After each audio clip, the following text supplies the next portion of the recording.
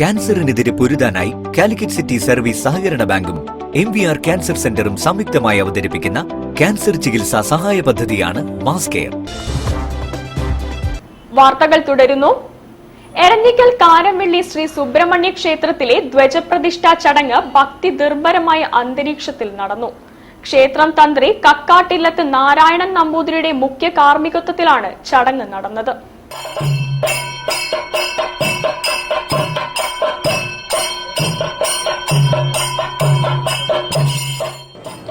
പടിഞ്ഞാറോട് ദർശനമുള്ള അത്യപൂർവം സുബ്രഹ്മണ്യ ക്ഷേത്രങ്ങളിലൊന്നാണ് എരഞ്ഞിക്കൽ കാരംവള്ളി ശ്രീ സുബ്രഹ്മണ്യ സ്വാമി ക്ഷേത്രം. പഴനിക്ക് സമാനമായ സുബ്രഹ്മണ്യ സ്വാമി ക്ഷേത്രമെന്ന് കരുതപ്പെടുന്ന ഈ ക്ഷേത്രത്തിൽ നവീകരണ പ്രവർത്തനങ്ങൾ പൂർത്തിയാക്കി ധ്വജസ്തംഭം സ്ഥാപിക്കണമെന്ന് പ്രശ്നചിന്തയിൽ തെളിയുകയായിരുന്നു. ഇതിന്റെ അടിസ്ഥാനത്തിൽ 1 വർഷം നീളുന്ന നവീകരണ പ്രവർത്തനങ്ങൾ പൂർത്തിയാക്കിയാണ് ധ്വജപ്രതിഷ്ഠ നടത്തിയത്.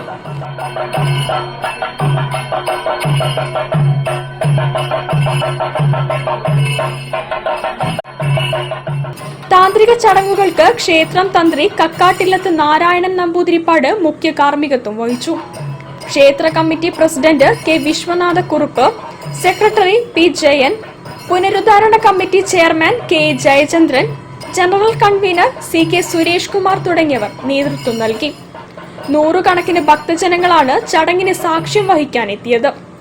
ധ്വജപ്രതിഷ്ഠ ചടങ്ങിനോടനുബന്ധിച്ച് 6 ദിവസത്തെ ആറാട്ടുത്സവത്തിനും കൊടിയേറി. News bureau, Kozhikode. ജില്ലാ Congress committee office leader K Karunakaran